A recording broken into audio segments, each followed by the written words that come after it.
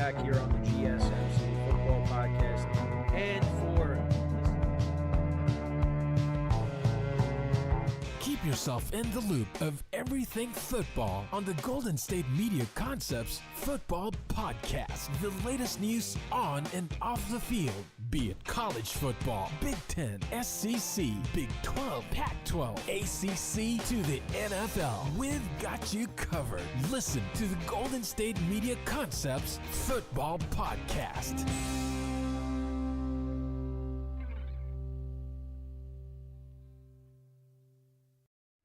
And welcome everybody to another edition of the GSMC Football Podcast, brought to you by the GSMC Sports Network.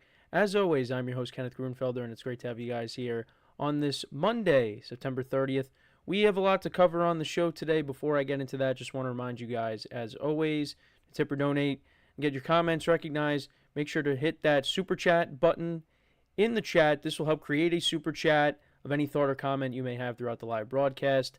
I will acknowledge that thought or comment, and it just makes the show more lively, more entertaining between myself, the host, and you guys, the viewers. We appreciate your guys' viewership each and every day, so any contribution you can make to the show means the world to us as we put out content for you guys each and every day. And also, the other way to help out the show is by going to the link at the bottom of the show segment on the ticker, GSMCpodcast.net. That is GSMCpodcast.net. So I hope everybody had a good weekend. It was a wild weekend, of course, both in the NFL and in college. We're actually going to talk about college football today because there was one game that I want to highlight, and that is the Alabama-Georgia game, because I did watch that. Unbelievable game, so we'll get into that. But we'll start off the show. We'll talk about the Sunday Night Football matchup between the Bills and the Ravens. Ravens were all over the Bills in this game, winning 35-10, so we'll get into the specifics of that in a second. Then, in the second part of the show, we'll talk about the Chiefs. We'll talk about their 17-10 victory over the Chargers, but big injury in that game. Rashee Rice, he likely tore his ACL and is out for the season, if that's the case. And Chiefs are not encouraged by, he's going to be getting an MRI, and that's basically going to tell them that probably tore his ACL. And the Chiefs are down yet another weapon. So we'll get into that and the impact of it going forward. We'll also get into talking about, like I said, the Georgia-Alabama game. We'll talk about some of the other big college football matchups as well from this past weekend, but we're going to highlight the Alabama-Georgia game because that game was unbelievable. And then in the fourth part of the show, we'll talk about the Vikings improving to 4-0 on the season, defeating the Packers 31-29. But we'll talk about the roller coaster of a game that was. And then in the final part of the show, we'll preview both Monday night matchups tonight, the Titans and the Dolphins, and the Seahawks and the Lions. So let's get into the first topic, which is talking about the Ravens and the Bills. So Bills are coming in at 3-0, coming off of that dominating performance against the Jaguars, who are now 0-4 on the season.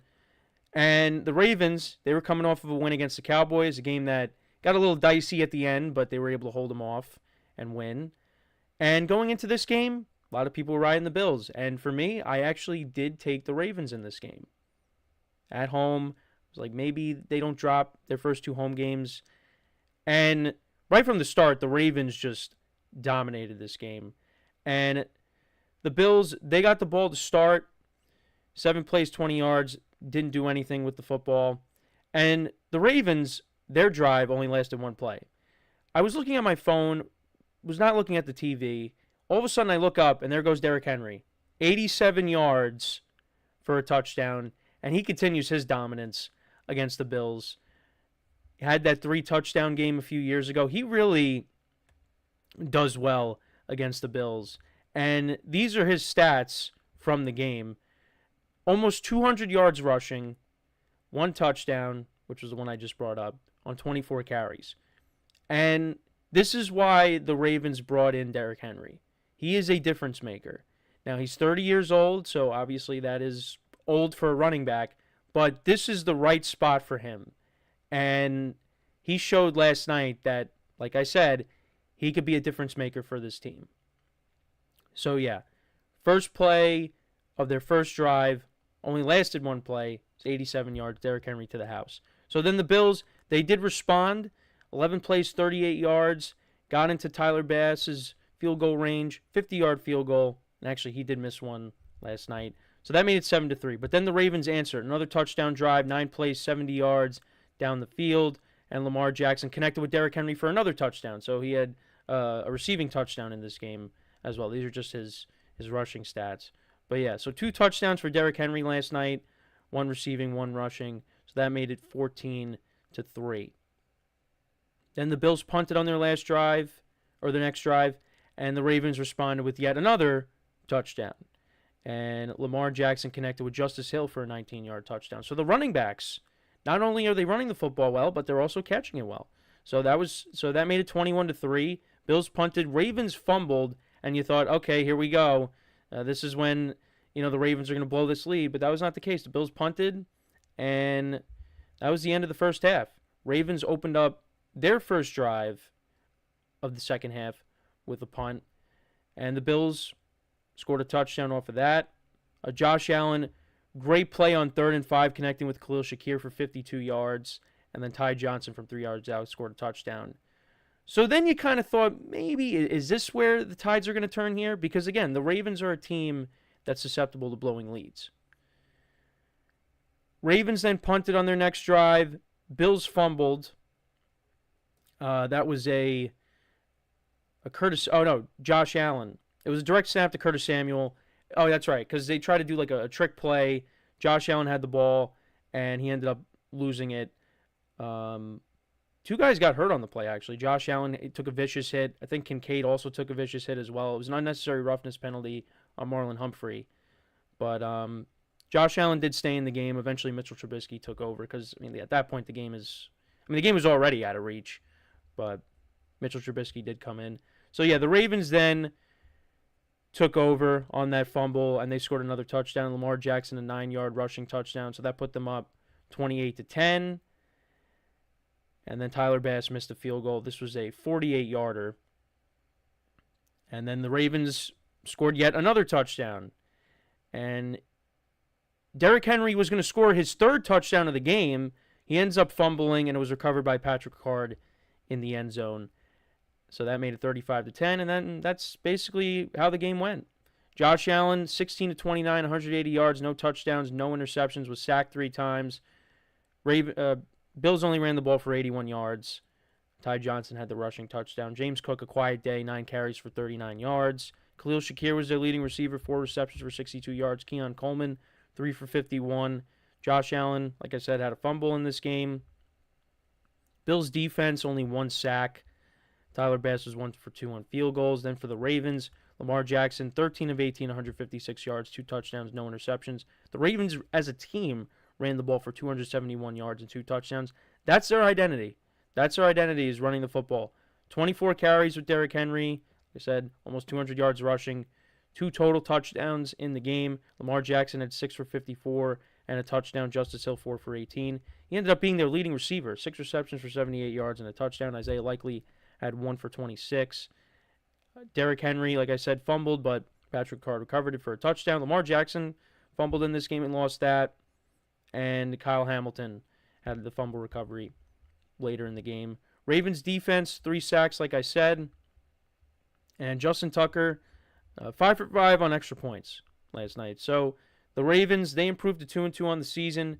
Bills dropped to 3-1. And yeah, this was a big win for the Ravens. And I know a lot of people, they were all over the Bills, taking them in this game. But for me, I was like, you know what? Let me go against the grain here. Ravens are at home, and they are a good team.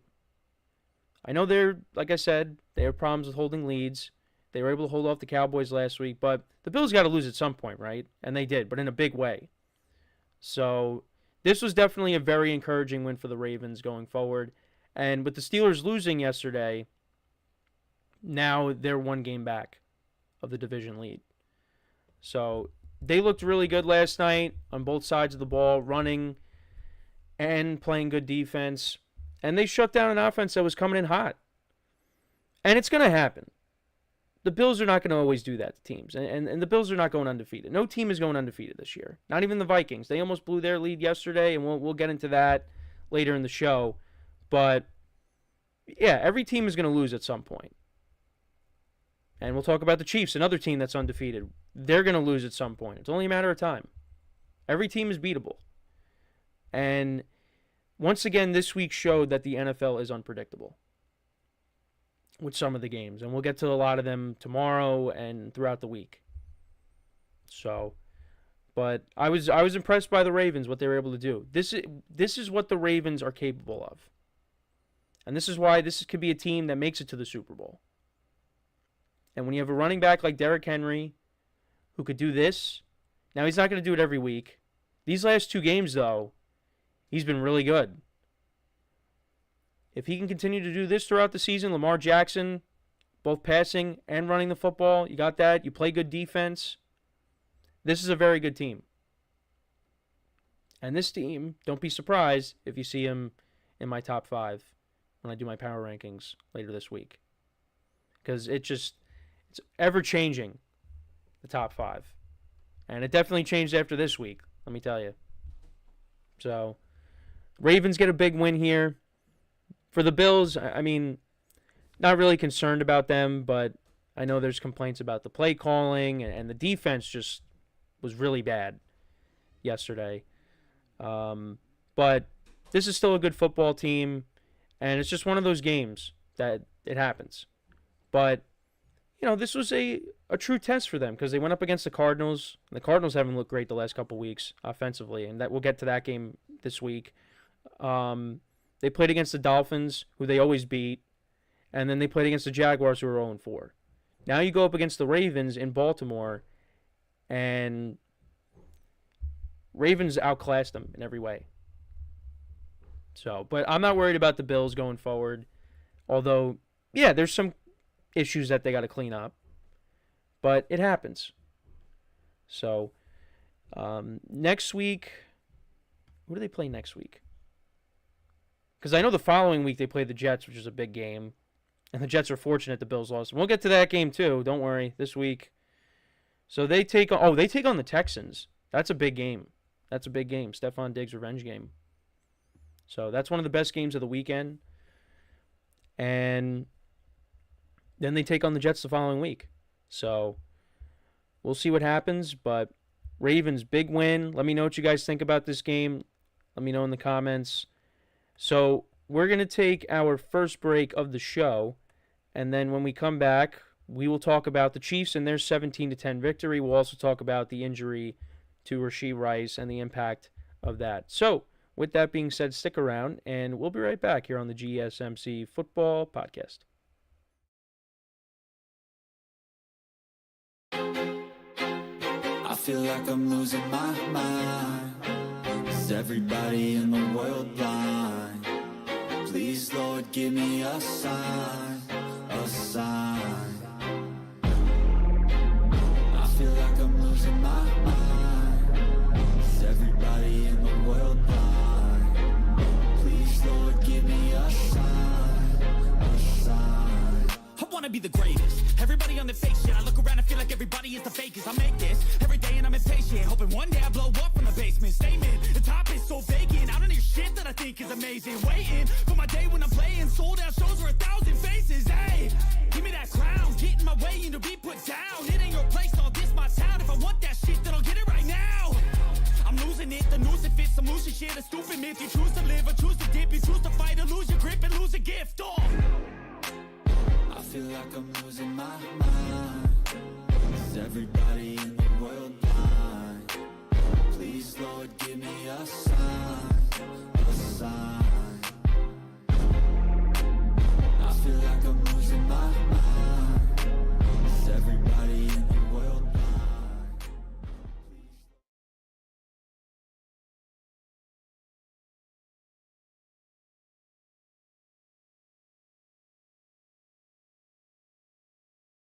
All right, and we are back here on the GSMC Football Podcast. And for the second part of the show, we are now going to get into talking about the Chiefs and their 17-10 victory over the Chargers, as well as talking about Rashee Rice and him probably being out for the whole season with what is to believe to be a torn ACL. So we'll get into that.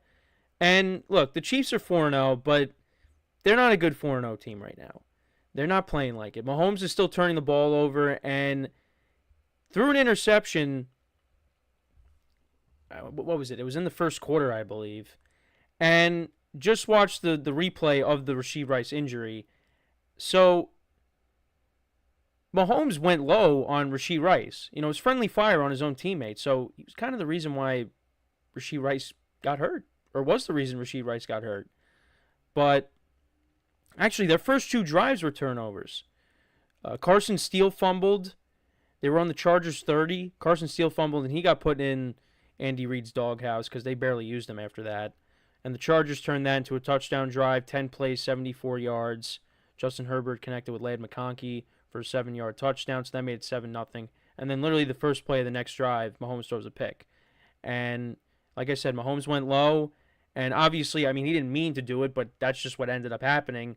His head hits Rashee Rice's knee. They had to cart him off.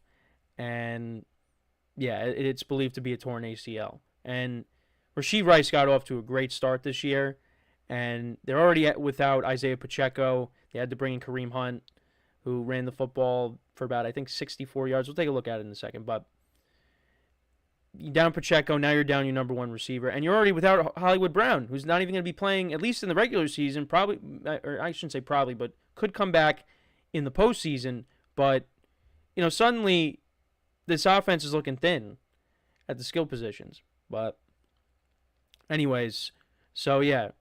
But what ended up happening was there was an interception, then there was a fumble, but the Chargers still retained possession. They turned that into a field goal drive.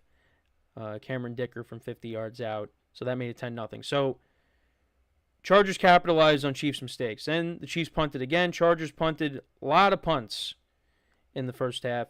But then the Chiefs in the second quarter, 1 play, 54 yards. Mahomes connected with Xavier Worthy. 54-yard touchdown. There was a defensive pass interference. And look, this is what we were expecting going into the year, is the Chiefs getting back to those more explosive plays that we saw during the Tyreek Hill era. And we saw that yesterday. And now Xavier Worthy is going to have to play an even bigger role going forward with the injury to Rashee Rice.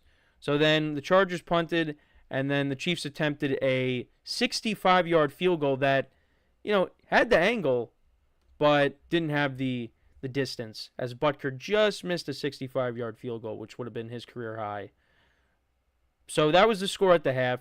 Chargers opened up the second half. Dicker missed a field goal. That was a 55-yarder.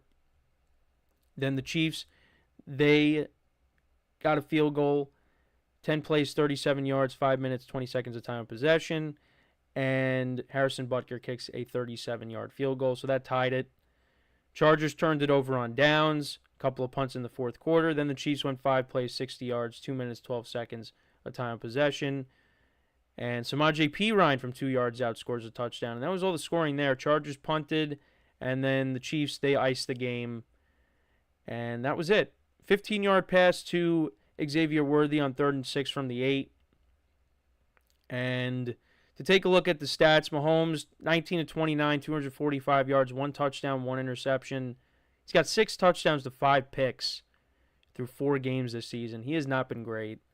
And they're another team I'm not worried about it, because considering what happened last year, it could happen again with them struggling, and then they get to the postseason and they start clicking again. So, and they're 4-0. They're 4-0. But their leading rusher ended up being Kareem Hunt, 14 carries, 69 yards. Samaje Perine had 5 for 14 and a touchdown. Carson Steele only had 2 for 6. Like I said, after the fumble, they just did not use him.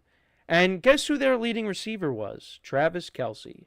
9 targets, 7 receptions for 89 yards. Listen, people are concerned about him, that he's washed, all that. I get it. He's 35 years old.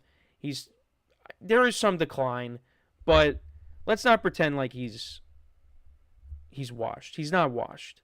He's still got some good football left. And you know what? Let's see what he looks like in the postseason, because he had a good postseason last year. And, now Kelsey's going to have to play an even bigger role with some of these guys being hurt now.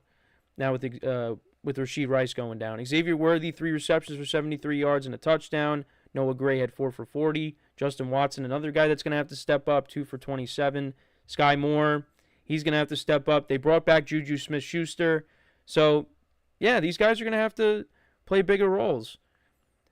Carson Steele, Had a fumble in this game, like I said. And then for the Chiefs defense, 2 sacks. Butker was 1 for 2 on field goals. And then for the Chargers, Justin Herbert, 16 of 27, 179 yards, 1 touchdown, no interceptions. Chargers only ran the ball for 55 yards. Ladd McConkey, 5 for 67 and a touchdown. Joshua Palmer, 3 for 36. J.K. Dobbins, 3 for 30. Will Dissly, 2 for 24. The Chargers defense had 3 sacks in the game. But yeah, very low-scoring game. But you know what? Anytime Mahomes and Herbert get together, for the most part, last year I know it was they lost to Mahomes by multiple scores, but it's usually a close game between these 2 quarterbacks. And it's usually high scoring. This game was not high scoring. But I got to say, Jim Harbaugh is doing a good job. And, you know, they lost a low-scoring game to the Steelers last week. They lost a low-scoring game to the Chiefs here. You know, that team has improved. The problem is the offense is kind of limited because you got some young weapons that you're still trying to, you know, get on the same page with. You know, Ladd McConkey's looking good so far in his rookie season. You know, the Chargers, they're still a team that's, you know, it's a transition period. But this team is going to be good in the long run. You already could see Harbaugh starting to change the culture there. For the Chiefs, look, this is what we saw last year with, you know, the offense not looking great at times, Mahomes turning the ball over. But now, Rashee Rice, who, like I said, he got off to a great start. And now you lose him, guys are going to have to step up. And I think the Chiefs are a team that can ultimately overcome all this because they're the Chiefs and they've been there. They've won a ton of championships already in the Mahomes era. Well, if you want to call 3 a ton, but still, they've won a lot. And I think they're going to be able to handle it. But they haven't looked great. They're 4-0, but it hasn't looked pretty. So, and next week they take on the Saints, take on Derek Carr, an old AFC West opponent. But they got some stuff they got to figure out. And I think going forward, Carson Steele was not great yesterday. So, you know, they brought Kareem Hunt back. Kareem Hunt's going to get more opportunities now. Samaje Perine's going to continue to be that change of pace back. But Mahomes has got to work on not turning the ball over. Because, like I said, 6 touchdowns to 5 picks through 4 games is not good. So, like I said, I think they'll be fine. Travis Kelce had a good game yesterday. That's going to continue. But, you know, these guys like Worthy, Sky Moore, Justin Watson, Juju Smith-Schuster, they're going to have to step up. You know, Juju Smith-Schuster was kind of the wide receiver 1 a couple years ago when they won the Super Bowl against the Eagles. So, he's going to have to play a bigger role. Xavier Worthy, that's going to be a guy that defenses are going to key in on now even more. I mean, he had that long touchdown yesterday, but the guy is ridiculously fast, and, you know, the teams are not going to want to have him do that against them when they eventually match up with the Chiefs. So they're going to have to game plan for that. But, yeah, Chiefs are getting hit with injuries. And are they going to be able to overcome it?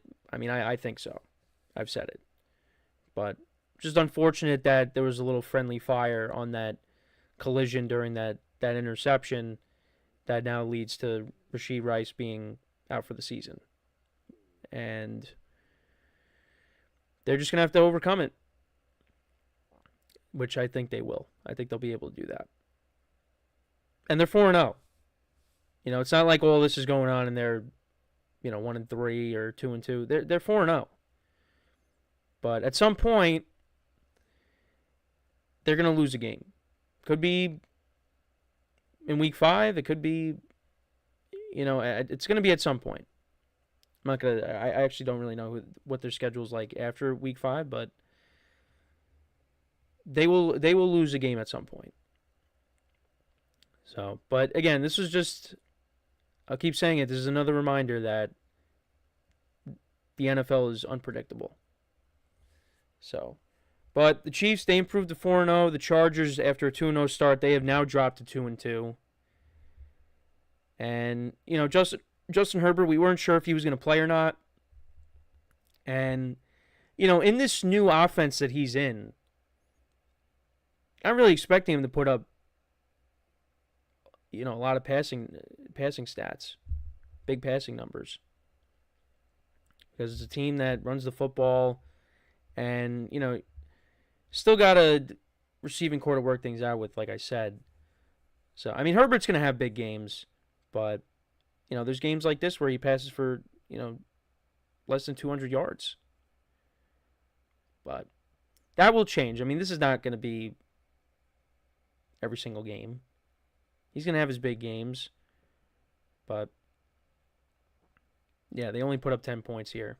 So, but let me know what you guys think in the comments about this game. What were some of your takeaways from it? Let me know in the comments. Like I said, Chiefs improved to 4-0. Chargers dropped to 2-2 on the season. So before we go to break, just want to remind you guys once again, tip or donate, get your comments recognized. Make sure you hit that super chat button in the chat. This will help create a super chat for you for any thought or comment that you want to see get highlighted during the live broadcast that I will acknowledge. Makes the show more lively, more entertaining between myself, the host, and you guys, the viewers. We appreciate your guys' viewership each and every day, so any contribution you can make to the show means the world to us as we put out content for you guys each and every day. And also the other way to help out the show is by going to the link at the bottom of the show segment on the ticker, GSMCpodcast.net. That is GSMCpodcast.net. So when we come back from our second break, we're going to take a little shift to college football for a second. We're going to talk about the Alabama-Georgia game and some of the other big matchups in college football from this past weekend. So with that being said, stick around, and we'll be right back here on the GSMC Football Podcast. Looking for your daily fix of sports talk without having to pay for it? GSMC Sports Network is available on YouTube. Just search GSMC Sports Network. Get your fix of daily sports talk shows on YouTube, absolutely free. NFL, college football, NBA, MLB, MMA, UFC, fantasy football, and so much more. GSMC Sports Network has shows running all day long, with new sports shows starting every 2 hours. Just like on your favorite cable sports channel, except GSMC Sports Network is absolutely free. Just search GSMC Sports Network on YouTube to catch one of your new favorite shows, like the GSMC College Football Podcast, Chip Shot Football Podcast, Hoops and Heels Women's Sports Podcast, GSMC Basketball Podcast, and so many more. Check it out for yourself. GSMC Sports Network, now available on YouTube absolutely free. Search GSMC Sports Network on YouTube right now.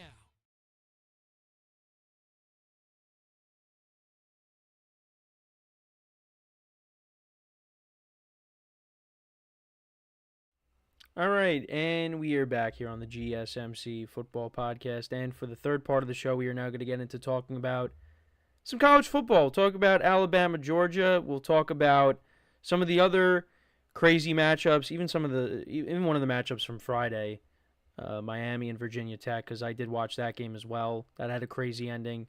But let's get into the game I wanted to highlight, and that is Alabama, Georgia. So, of course, anytime these two teams meet, it's a big game. And last year, Alabama beat them in the SEC championship. So, going into this game, I thought the game was going to play out a lot differently. But still, game of the year, possibly, in college football. So let's get into it. So, Alabama outscored Georgia 21-0 after the first quarter. And I'm sitting there watching that game, and really throughout the game, I was like, so Carson Beck is one of the top quarterback prospects. Watching that game, I'm like, is he really? Because he's not playing like it right now. Now, did have a much different second half, but in the beginning of the game, looked like Jalen Milroe was like, one of the top quarterbacks going into the next NFL draft. Alabama had their way with Georgia in that first quarter. Jalen Milroe was picking up first downs. There was like a 1st and 18 or 1st and 19, and he was able to, zigzag for a first down. He ended up finishing the game with 16 carries for 117 yards and 2 touchdowns. And Ryan Williams, of course, had a big game as well, the 17-year-old freshman. But, yeah, Alabama on their first 3 drives, all touchdowns. First drive of the game, they went 8 plays, 70 yards.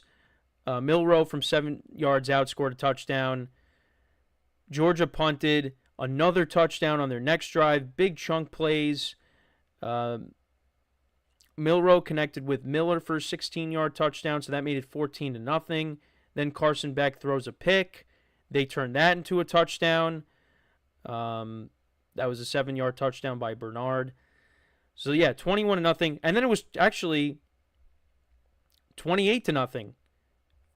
First 4 drives of the game resulted in touchdowns. And this was Jalen Milroe's 36-yard touchdown. And this was on 4th and 1 from the Georgia 36.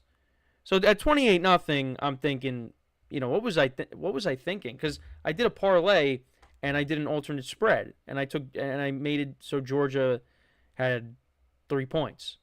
So I was like, all right, because these games are usually close. Now this game still ended up being close. It was a 1-score game, but I didn't think this was going to happen. It was 28-0. But then Georgia finally gets on the board to make it 28-7. Travis Etienne's brother, Trevor Etienne, scores from 7 yards out. So that made it 28-7. Well, they went for 2, and then there was a penalty, so then they had to kick the extra point. So, yeah, it's 28-7. Alabama turns it over on downs. Carson Beck throws a pick, and then Milroe throws a pick, and then there ends up being a safety. So now it's 30-7. It's 30-7 at the half, and I'm thinking, all right, well, why am I even watching this game? But I still kept it on. Because we were at my grandma's house watching the game. So, we just, like I said, we just left it on. And then in the third quarter, both teams exchanged punts. And then Georgia, on their next drive, they score a touchdown. 32-yard pass play on 2nd and 10. And then Carson Beck connected with Smith for a touchdown. That made it 30-13, and then they got a 2-point conversion. So it was 30-15, but then Alabama scored with a field goal, 28-yard field goal. That made it 33-15. Then Georgia fumbles. I think this was a Carson Beck fumble. Yeah, so he got sacked, lost the ball. Alabama recovered, but they didn't score. And then Georgia, on their next drive, they score a touchdown. So that made it 33-21. Another punt by Alabama. Then another touchdown. 47-yard pass play, and then a 3-yard run by Bell for a 3-yard touchdown. So that made it 33-28. Then Alabama punts. Now, I missed the next touchdown by Georgia that put them ahead because I was like, all right, commercial, I'm going to run to the bathroom really quick. So all of a sudden, I'm hearing my family in the other room going crazy, and I'm like, they scored that fast? And I checked my phone, sure enough, scored a touchdown. One play, 67 yards. So that made it 34-33. And then Alabama gets the ball, and Milroe connects with Ryan Williams for a 75-yard touchdown to put them up 41-34, and they got the 2-point conversion. I mean, those 2 possessions, that was insane. That was the best moment of the game right there, was those 2 teams exchanging touchdowns right there. So then Georgia had the opportunity to go down the field and tie the game, and they got all the way down to the Alabama 20. And I didn't agree with this, but Carson Beck, he just throws it up and it ends up getting picked. They still had time. I don't know why you're throwing it up at that moment, but ends up getting intercepted, and that ended up being the game. But it was just an unbelievable game. A tale of 2 halves for Georgia. And because the other thing, too, is I'm sitting there going, doesn't Georgia usually have a good defense? What's going on? But they definitely played a lot better in the second half. They held Alabama to only 11 points. They outscored them 27-11, but it wasn't enough. If they didn't have such a disastrous first quarter, Georgia probably wins that game. But looking at the stats for both quarterbacks, so Carson Beck, 27 of 50, 3 touchdowns, 3 interceptions, and a fumble loss. So he had 4 turnovers in the game. Georgia only ran the ball for 80 yards. Two touchdowns, one by Trevor Etienne, the other by Dylan Bell. Arian Smith Leading receiver, 6 receptions for 132 yards and a touchdown. Dylan Bell also 5 receptions for 100 yards and a touchdown. Couple of interceptions. Dan Jackson and Samel Munden Jr. I hope that's how you pronounce it. And then as for Alabama, Jalen Milroe, 27 to 33, 374 yards, 2 touchdowns and an interception. And he ran the ball, like I said, for 117 yards and 2 touchdowns. So he had a good game. Ryan Williams, of course, another stellar performance, 6 receptions for 177 yards and a touchdown. And there was one play late in the game where it was a deep pass by Milroe, and it got bobbled. And the concentration by Ryan Williams to stay with it and be able to corral it for the reception, that was unbelievable. But this was just an unreal game. I mean, and it's funny because, again, I took Georgia. I took an alternate spread. They still didn't even cover it because Alabama won by a touchdown. But, yeah, that definitely is up there for game of the year. And Alabama improves to 4-0 on the season. Georgia drops to 3-1. And I think now Alabama is going to be ranked. I think they jumped up to 2. We'll see what the latest rankings are. But at least on CBS, actually on CBS, yeah, it's Alabama's at 1 right now, and Georgia dropped to 5. And then you got Texas at 2, Ohio State's at 3, and Tennessee's at 4, Georgia's at 5. So, and then Alabama, their next game is against Vanderbilt. So they play Vanderbilt, South Carolina, Tennessee, Missouri, LSU. So that stretch between Tennessee and LSU, that's going to be a tough stretch there. Then they play Mercer, Oklahoma, and Auburn. And then for Georgia, they take on Auburn, Mississippi State, Texas. That's going to be a big game. Florida, Ole Miss, Tennessee, UMass, and Georgia Tech. So, but yeah, tale of two halves with this game, and yeah, that was an unbelievable game to watch. And then some of the other games, I wanted to go to Friday. So Friday, Miami, they improved to 5-0 in the season, but they almost lost this game. Virginia Tech was having their way in this game, and Miami went ahead late, and Virginia Tech's driving, and they throw up a Hail Mary. And it looks like it was caught. Well, it doesn't look like it. Well, when you look at the replay, you just really have no idea. But it was straight chaos because, and it was like the Hail Mary in Seattle when the Packers and the Seahawks played against each other all those years ago. I can't believe how long ago that was. But it was just, you had everybody going up for the ball at the same time. And at first, you have the Miami players celebrating, the fans are storming the field, and then all of a sudden the refs ruled a touchdown, and then you got the Virginia Tech players running and celebrating all over the field, and it was just, again, straight chaos.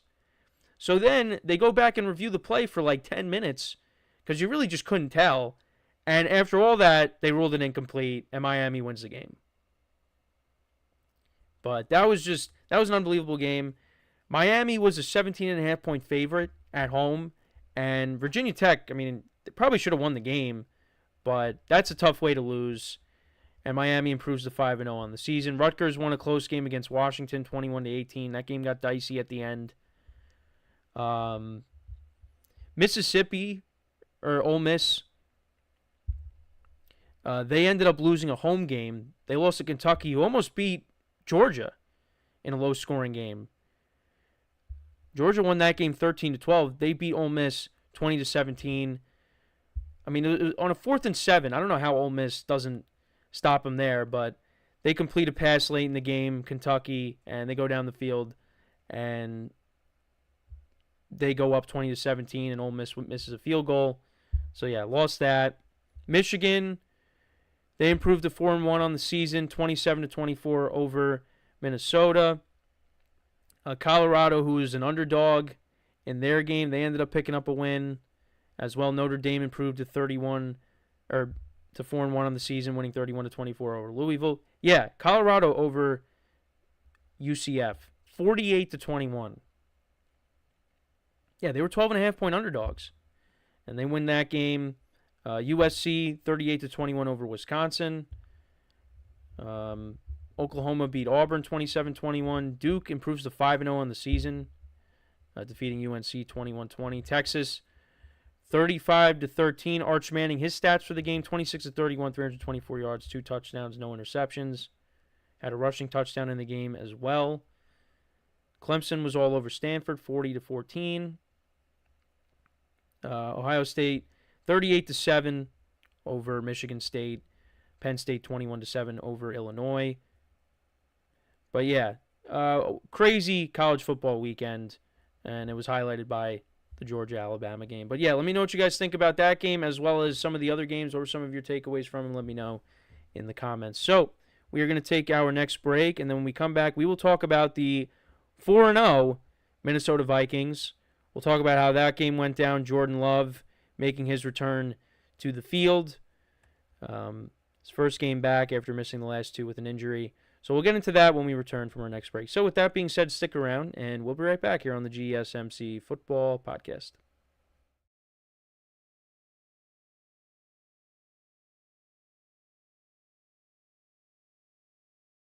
For the best and latest podcasts available anywhere, go to the podcast app on your cell phone and type in GSMC to access free content-rich podcasts on health and wellness, book reviews, sports, entertainment, relationships, social media, movies, technology, finance, and even weird news. Subscribe and download the GSMC Podcast Network's family of shows, available everywhere podcasts are found.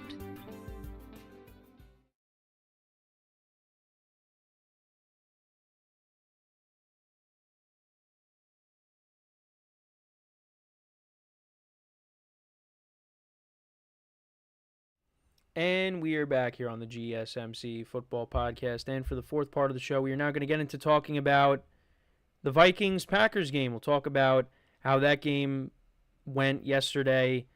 And, yeah, it wasn't pretty for the Packers. They did make a valiant effort to come back in the game, but it was all Vikings. It was all Vikings in the first half. They were up by as much as 28-0. Jordan Love was turning the ball over. It was a tale of two halves for him. But yeah, let's kind of go through it. So the Vikings, their first drive, they went right down the field. And Sam Darnold connected with Jordan Addison, his first game back, missing the last couple of games with an injury. 29-yard touchdown, that made it 7-0 Vikings. Packers ended up missing a field goal. Kickers are still a problem for the Packers, and they got to figure that out, because that ultimately, you could look at that as one of the reasons that, well, it is a reason that costed them this game with the comeback here that fell short. So, yeah, missed a field goal. Then the Vikings, they went down the field again, and Sam Darnold connected with Josh Oliver for a touchdown, so that made it 14-0. Jordan Love threw an interception on their next drive. Christian Watson ended up getting hurt on this play, so he got ruled out quickly with an ankle injury. And then the Vikings, they turned that into a touchdown. It was 21-0. Jordan Addison, a rushing touchdown in this game. So that made it 21-0. Another missed field goal by the Packers. Vikings punted. And then Jordan Love threw his next interception, and then the Vikings turned that into a touchdown. Darnold connected with Justin Jefferson for a 14-yard touchdown. So it was 28-0. Packers did score a touchdown late in the first half. Jordan Love connected with Jaden Reed for a 15-yard touchdown, because there was a fumble on the punt. It was recovered by Bo Melton, so that helped the Packers out at least. So it was 28-7 at the half. Packers punted to start off the second half. Darnold threw a pick. Packers didn't do anything with it. A lot of punts. Packers turned it over on downs at one point, and then eventually they did score a touchdown to make it 28-14. Love connected with Dontavian Wicks to make it 28-14. Vikings then fumbled on their next drive. This was a sack fumble by Sam Darnold.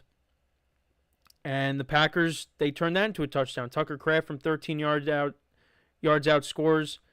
And they went for 2 and got it. So it was a 6-point game. Then the Vikings kicked the field goal on their next drive to make it 31-22. And this was interesting. So Love connects with Wicks for 36 yards. And, you know, there's still plenty of time left on the clock. And Love just throws it up.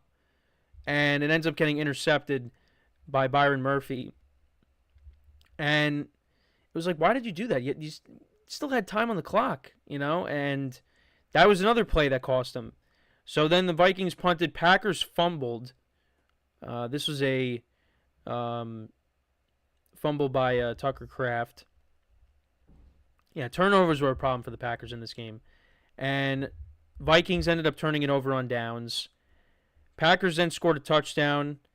Love connected with Dontavian Wicks for a 17-yard touchdown. It was 31-29, but that was the final. That was really it after that. They went for the onside kick, didn't get it, and the Vikings nailed it down, and that was it.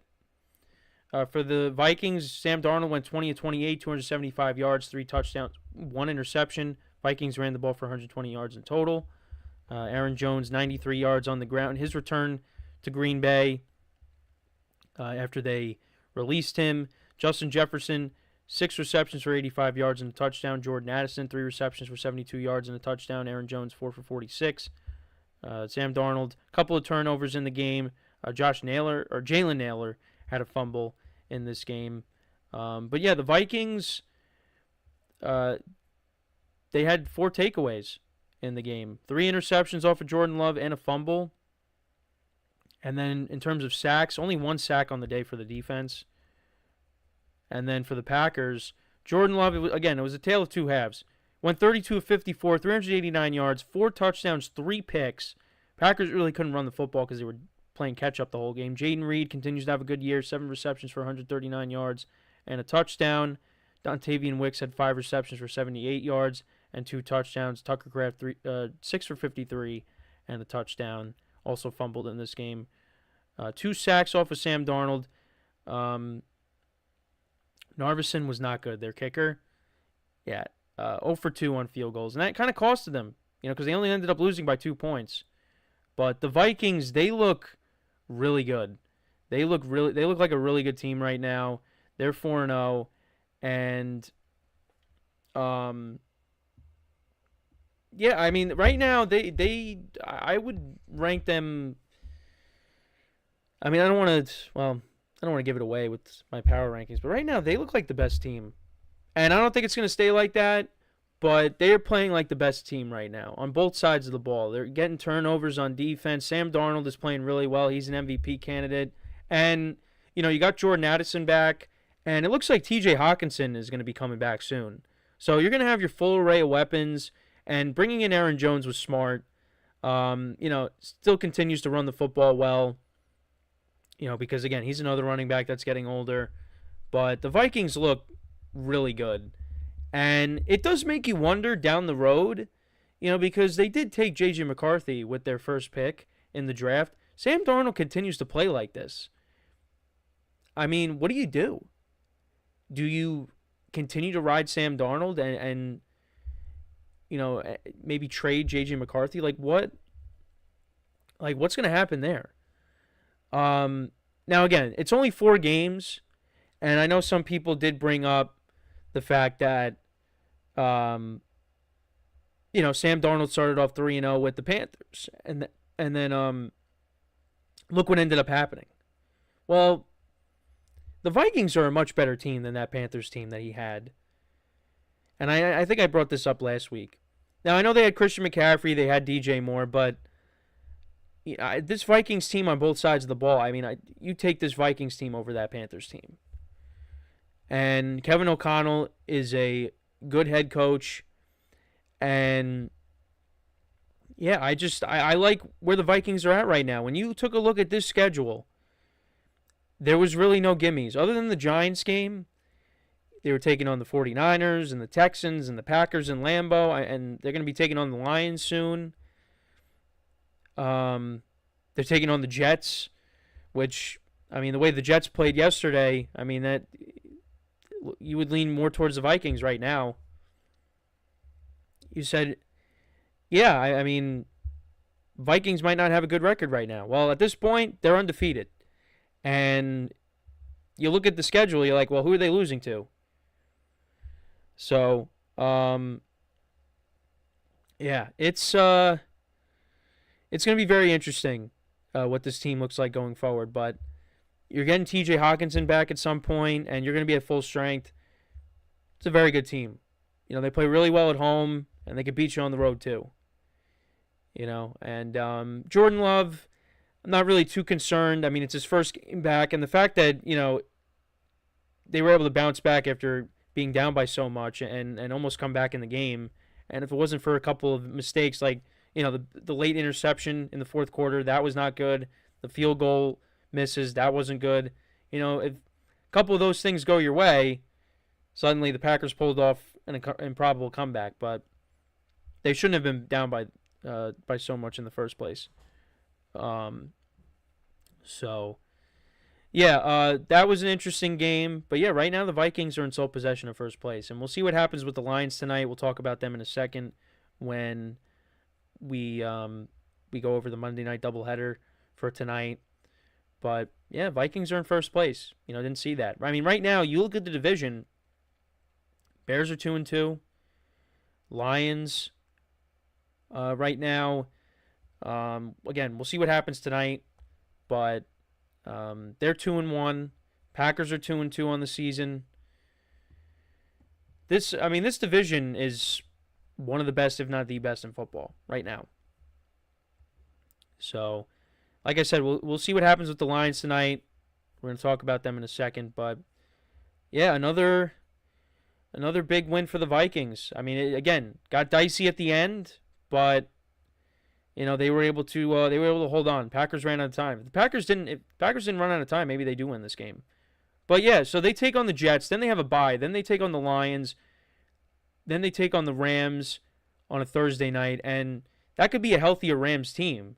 I mean, they could get Puka Nacua back possibly. I think Cooper Kupp will be back by then because he's not in the cast anymore because he was dealing with that high ankle sprain. So Kupp's going to be back. And then we'll see, if Puka's back. So that's going to be a tough game. But then the schedule gets kind of soft. They take on the Colts at home. Colts have been inconsistent. They did win yesterday, and Anthony Richardson got hurt. So we'll see what his status is going forward. But then you take on the Jags, the Titans. Then you're at the Bears. A divisional game. Home against the Cardinals, home against the Falcons, home against the Bears, at Seahawks, home against the Packers, and then at Lions. So, I mean, there are a lot of winnable games in there. It's a mix of tough games and winnable games. I mean, every game is winnable for them. I mean, look at the start that they've gotten off to. So, Sam Darnold right now, 11 touchdowns to 3 picks. I mean, he's been great. He is up there for MVP. But again, you got to see how long he keeps this up for. So, but you got to like what he's doing. And again, down the line, the Vikings are going to have a tough conversation because, like I said, they drafted J.J. McCarthy. But, I mean, if Sam Darnold, plays well the whole year, Vikings go far in the playoffs, I mean, it's kind of hard to pull the plug on that. It would be hard to pull the plug on that. But still, there's plenty of games left to be played. I mean, we'll see if Sam Darnold could keep this up. But so far he has. And it's been against really good teams. So, we'll see. But they're 4-0. And, they have been very impressive. I had them at 6 or 7 wins? I mean, they're going to have more than that. They're definitely going to have more than that the way they're playing. So, but yeah, with that now, we are going to take our final break of the show. And then when we come back, we will discuss the Monday night games for tonight, Dolphins, Titans, Seahawks, and Lions. So for one final time today, stick around, and we'll be right back here on the GSMC Football Podcast.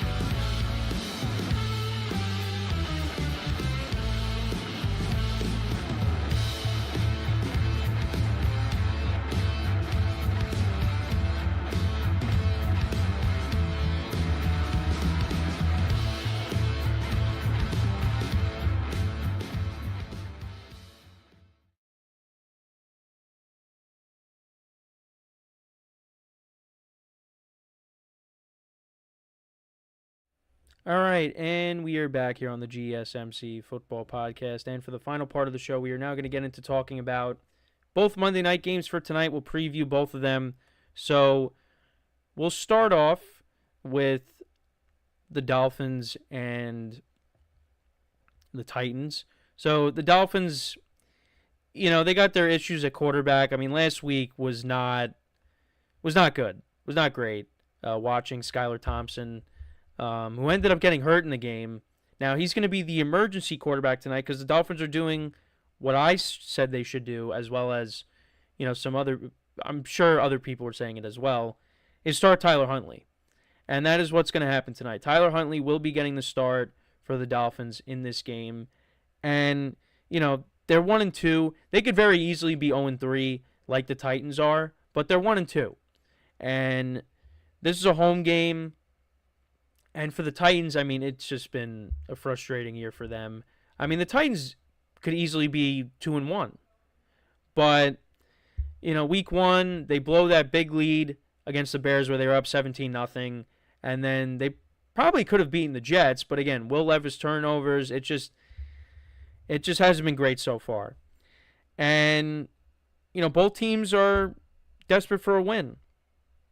Now, when the line first opened, it was plus 6.5 Titans were getting. But now it's, the Dolphins are only a 2.5-point favorite now. And that's because of the injury to Tua. I do like the Dolphins in this game to win. I don't feel great about it. Now, if you do remember, because this is what this picture is from, and that's from the game last year where the Titans came back down by a couple of scores late, and they won that game and pulled off the upset. And that was the game that Tyreek Hill got hurt in. And, yeah, the Titans, they pulled off an improbable comeback there, and they got the win.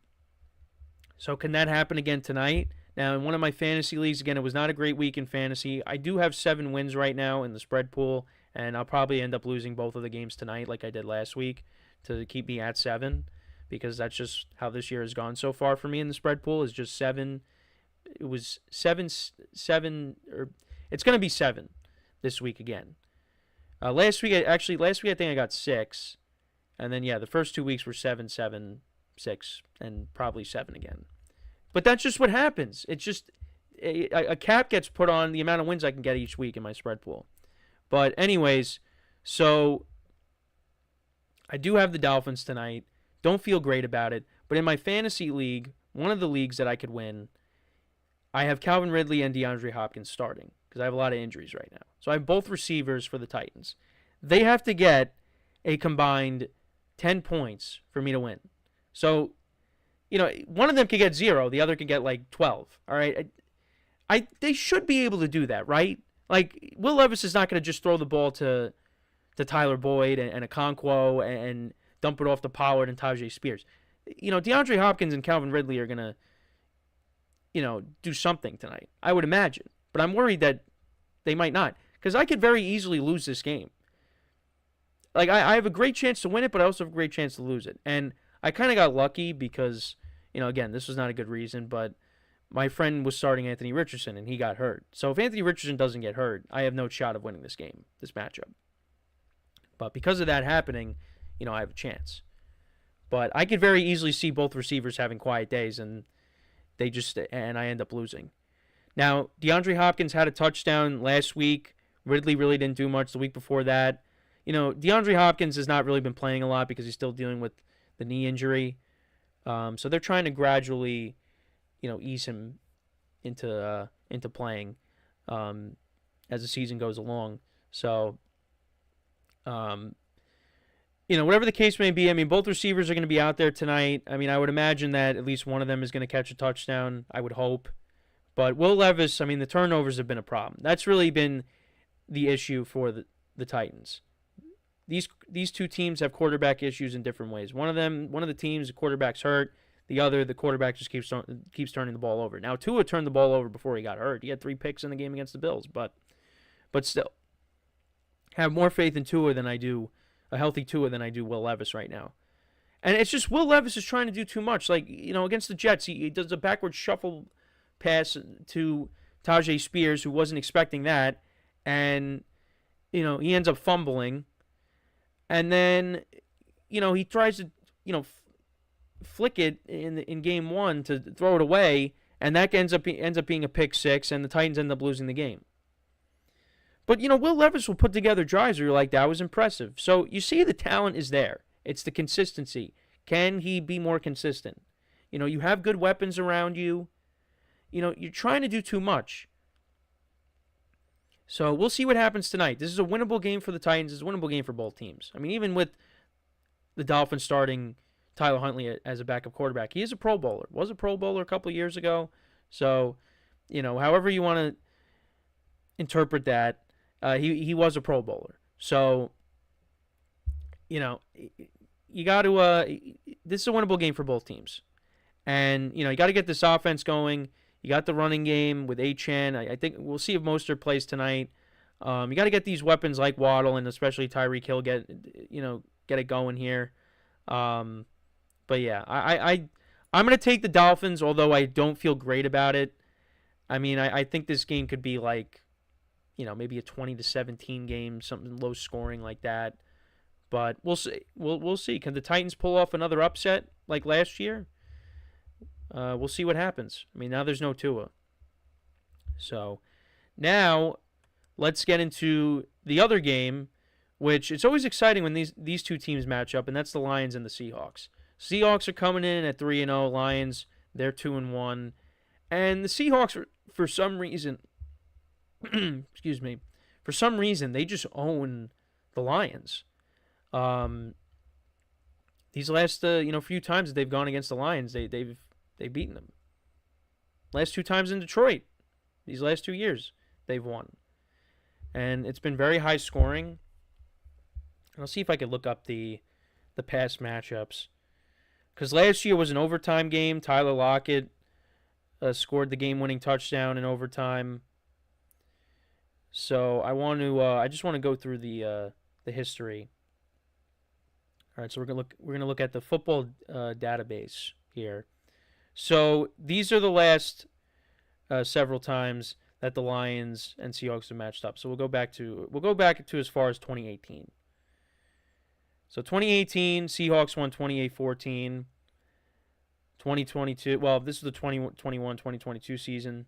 Russell Wilson was still the quarterback. Seahawks won 51-29. So that was Jared Goff's first year as the Lions quarterback. Then 2 years ago, Seahawks win in Detroit 48-45. And then last year, Seahawks win that game 37-31. Geno Smith is playing really well.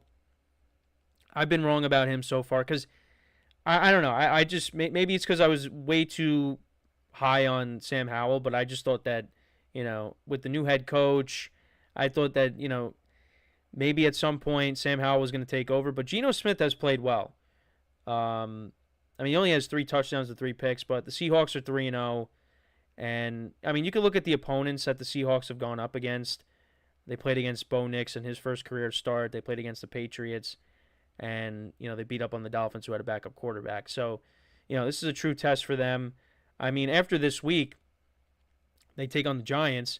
But then you got the 49ers. You're at the Falcons, home against the Bills, home against the Rams. You come after the bye week in Week 10. Week 11, you take on the 49ers, Cardinals, Jets, Cardinals again, Packers, Vikings, Bears, Rams. So, they got some tough games coming up on the schedule. So, and again, they're playing against a team that they own. Lions right now are 4-point favorites. And the Lions are still trying to, find some consistency because the offense hasn't been great. The defense has been solid, but the offense has not been great. Jared Goff has not gotten off to a great start. I mean, I'm assuming eventually he's going to get it going because there's too much talent on this team. And, it happens. I mean, guys get off to slow starts. I do think eventually he's going to get it going. And maybe it's this game. Seattle does have a good defense. Both teams have good defenses going into this game.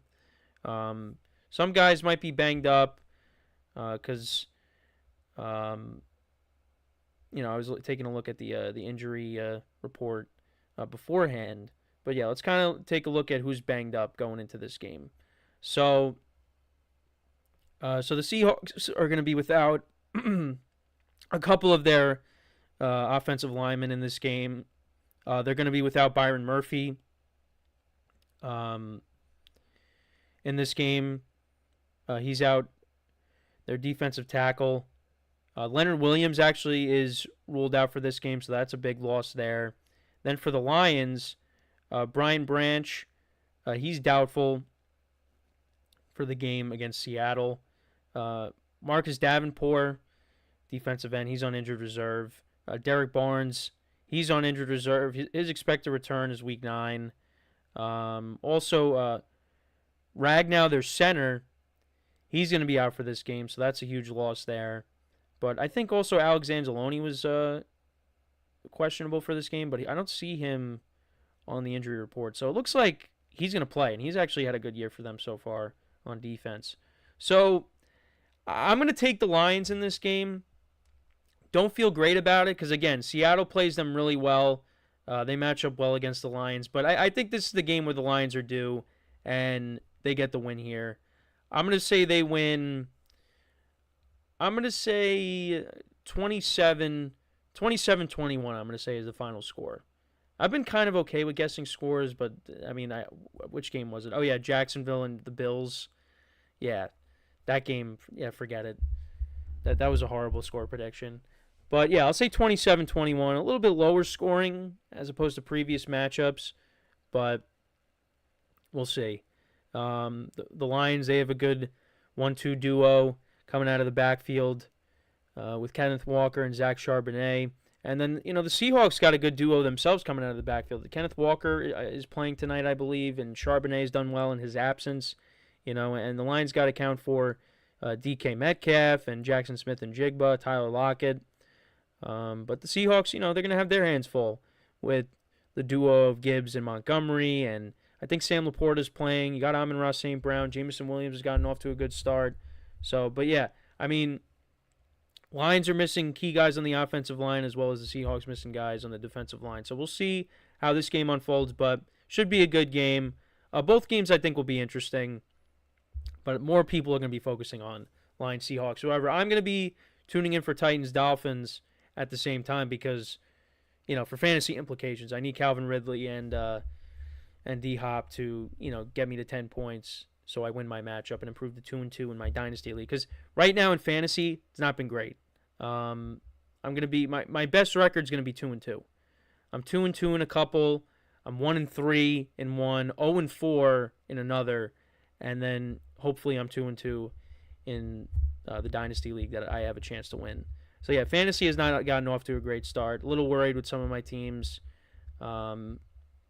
particularly my main league, which I'm 1-3 in right now, because that team has not gotten off to a great start. And I was a little worried about it going into the season, and then my worries have only been enhanced with how this season has gone so far. So, yeah, let me know what you guys think, though, about the games for tonight. Who do you have winning? Let me know in the comments. And, yeah, with that, that is all the time that we have for today. Thank you guys for tuning in. Make sure to check out all the other shows on the network. Greatly appreciate your guys' viewership, like I always say. And, yeah, so until next time, I'm Kenneth Gruenfelder signing off from the GSMC Football Podcast, brought to you by the GSMC Sports Network. Have a good day. Enjoy the games tonight. I'll talk to you guys tomorrow. Take care.